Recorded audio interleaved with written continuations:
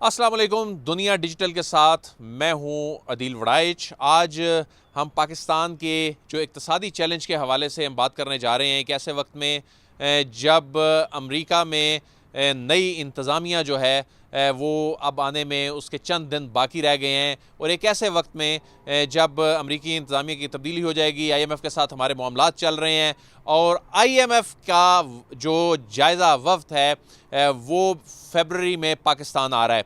लेकिन कुछ ऐसे इक़दामात हैं जो पाकिस्तान ने उठाने थे, उनके हवाले से IMF की कुछ कंडीशन सामने आई हैं और इसमें कुछ ऐसे एतराज़ात और ऐसी चीज़ें सामने आई हैं जिसमें वो जो जायज़ा मिशन के आने से पहले अगर ये तमाम चीज़ें इनको एड्रेस ना किया गया तो पाकिस्तान को आने वाले दिनों में फिर कुछ मज़ीद मेयर्स जो हैं वो लेने पड़ेंगे पाकिस्तानी मईशत के हवाले से। हम जानते हैं कि वो 8 से 10 कौन से ऐसे नुकात हैं जिस पे मसाइल का सामना है, और इसमें IMF फिर क्या कर सकता है जब फरवरी में जब उनका मिशन जो है वो पाकिस्तान आएगा। मुदस्सिर अली राना हमारे इकनॉमिक कॉरेस्पॉन्डेंट हैं। बहुत शुक्रिया मुदस्सिर, ये बताइए कि IMF की कंडीशंस क्या थी जो दिसंबर तक ख़ास तौर पे जिनकी कंप्लाइंस करनी थी उन नुकात की, लेकिन वो क्या हो सकी?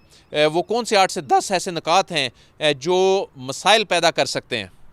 Sir thank you. देखें, जो IMF के साथ पाकिस्तान का कर्ज प्रोग्राम है एक्सटेंडेड फंड फैसिलिटी, इसमें पाकिस्तान और IMF के दरमियान जो टारगेट सेट हुए हैं वो इंतहाई टफ़ हैं पाकिस्तान के लिए उनको अचीव करना। इसी तरह अगर बात कर ली जाए कि कौन से वो टारगेट्स हैं, तो दिसंबर तक के जो टारगेट्स थे जिसमें FBR रेवेन्यू था, ताजर 2 स्कीम से रेवेन्यू कलेक्शन थी, फिस्कल पैक्ट था जिसको साइन करना था विफाक और सूबों ने, ये वो तमाम टारगेट्स हैं जिस पे FBR समेत सूबे और विफाक इन अहदाफ को हासिल नहीं कर सके। वो कैसे?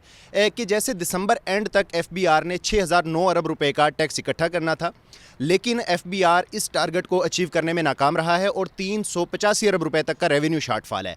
जबकि IMF ने महीने का या ओवरऑल दिसंबर तक का? ये जुलाई से दिसंबर तक का रेवेन्यू शॉर्टफॉल है। जबकि IMF ने इतनी रिलैक्सेशन दी थी कि 6009 अरब रुपए का जो 1% होगा उसके अगेंस्ट में रेवेन्यू शॉर्टफॉल बर्दाश्त किया जा सकता है। लेकिन इस रेवेन्यू शॉर्टफॉल को FBR बैंकों के प्रॉफिट पर उसने इजाफी मार्जिन का टैक्स भी लगाया है, उसके अगेंस्ट में 70 से 80 अरब रुपए का रेवेन्यू कलेक्ट भी हुआ है, लेकिन अभी भी FBR का टैक्स टारगेट अचीव नहीं हुआ। इतने टैक्सेस लगा के भी टैक्स टारगेट अचीव नहीं हो रहा, ये क्या वजह है? कोई इकॉनमी स्लो डाउन हो गई है या कुछ और रीजंस हैं? इतने टैक्सेस की भरमार करने के बावजूद टैक्स कलेक्शन जो उनका हदफ है वो हासिल क्यों नहीं हो पा रहा? देखें, जो FBR के साथ टारगेट सेट किए गए थे ना, वो करंट फिस्कल ईयर 2024-25 के लिए अनरियलिस्टिक टारगेट थे। वो कैसे? कि जो इंपोर्ट साइड से पाकिस्तान को टैक्स मिलना था, इंपोर्ट साइड पे जब कमी हुई है तो वहाँ से टैक्स कलेक्शन में शॉर्टफॉल आया है। इसी तरह जो इन्फ्लेशन के अगेंस्ट में, ग्रोथ के अगेंस्ट में जो FBR ने टारगेट सेट किया हुआ था उसके अगेंस्ट में भी वो रेवेन्यू कलेक्शन नहीं रही है।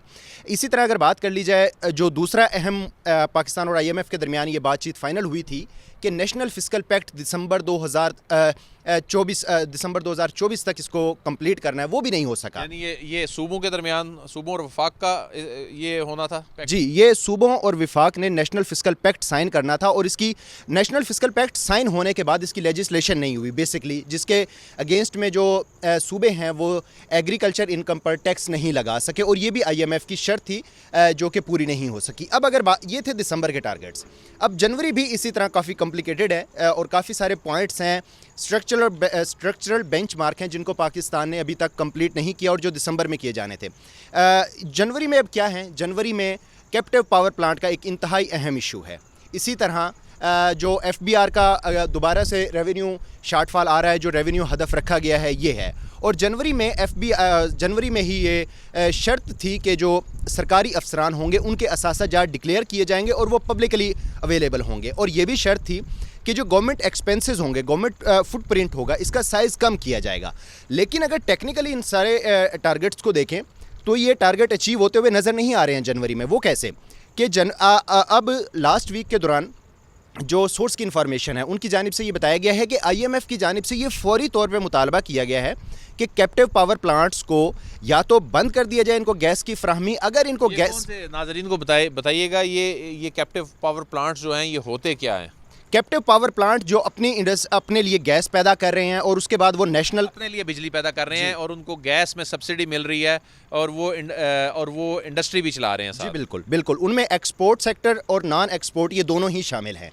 अब इनको जो गैस मिल रही है ये मिल रही है तकरीबन 3100 से 3200 फी MMBTU, इसमें मकामी गैस और RLNG शामिल है। IMF का ये मुतालबा है कि इसकी जो सब्सिडी दी जा रही है, क्योंकि RLNG इस वक्त पाकिस्तान को 4400 से 4500 फी MMBTU में पड़ रही है। IMF ने ये कहा है कि कैप्टिव पावर प्लांट को कोई सब्सिडी ना दी जाए, जितनी भी इमरात दी जा रही हैं वो ख़त्म की जाएं। और अब ये फैसला किया जा रहा है कि तकरीबन कैप्टिव पावर प्लांट्स के लिए फ़ी MMBTU की कीमत में 1100 से 1200 रुपए का इजाफा हो रहा है, जिसके बाद कैप्टिव पावर प्लांट के लिए फ़ी MMBTU गैस की कीमत तकरीबन 4300 से 4400 रुपए तक पहुँच जाएगी। तो ये भी IMF का मुतालबा है। तो बहरहाल ये मुदस्सिर साहब ये बताइए कि फिर इसमें होगा क्या, क्योंकि इससे पहले की जो एडमिनिस्ट्रेशन थी अमेरिका ने भी इसमें पाकिस्तान को सपोर्ट किया, दीगर ममालिक ने बहुत सपोर्ट किया, यकीन दहानियाँ कराई, पाकिस्तान के जो अदायगियों से मुतल्लिक हमारे दोस्त ममालिक ने बड़ा सपोर्ट किया। लेकिन अब वहाँ पर एक इंतज़ामी बड़ी तब्दीली जो हो रही है, उसके बाद हमने अपने इन निकात पे कंप्लाइंस उस तरह से अगर ना की हो तो फरवरी में कोई ऐसी जो हमारी इक्तिसादी मैदान में ऐसी कोई स्ट्रेस की सिचुएशन देखने को मिल सकती है, खुदा न खास्ता। फरवरी तो सर आपने ज़्यादा दूर कह दिया, जनवरी में भी स्ट्रेस मौजूद है, क्योंकि अगर ये टारगेट्स अचीव ना हुए तो फाइनेंस मिनिस्ट्री पे स्ट्रेस है, और अगर ये टारगेट्स अचीव ना हुए तो पाकिस्तान को फर्दर जो है ना वो सख्त टारगेट्स मिल सकते हैं। और आपको पता है कि 1 अरब 10 करोड़ डॉलर तक की सेकंड ट्रांच है।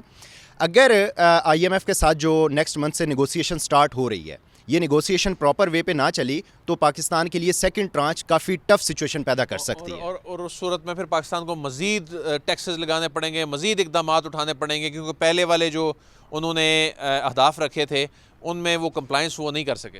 बिल्कुल ऐसा ही है।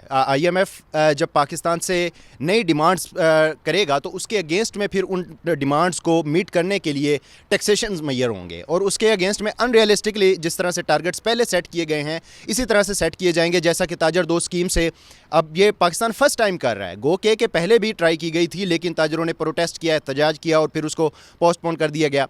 अब जो ये कर रहा है दिसंबर तक का जो टारगेट था, अब जनवरी को मिलाकर ये तकरीबन 30 अरब रुपए इन्होंने इकट्ठे करना थे, लेकिन ताहाल ताजरों से ये टैक्स इकट्ठा नहीं हो सका। और आपके सामने है कि जो FBR रेवेन्यू शार्टफॉल की सूरत हाल है, और जो दीगर टारगेट्स हैं वो पाकिस्तान इस वक्त तक तकरीबन 8 से 10 टारगेट्स हैं जिनको पाकिस्तान कंप्लीट नहीं कर सका है। 8 से 10 टारगेट्स हैं जी, और फरवरी में इनका हिसाब देना है, और जनवरी तक, ये जो दिसंबर और जनवरी तक का ये एक जो डेडलाइन थी उसमें इन 8 से 10 टारगेट्स पे अभी तक खातिर ख्वाह पेशरफ्त नहीं हुई।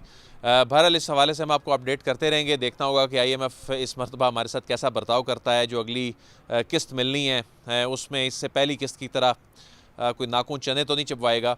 आपको अपडेट करते रहेंगे। अदील वड़ाइच को इजाज़त दीजिए, आपसे फिर मुलाकात होगी। अल्लाह हाफ़िज़।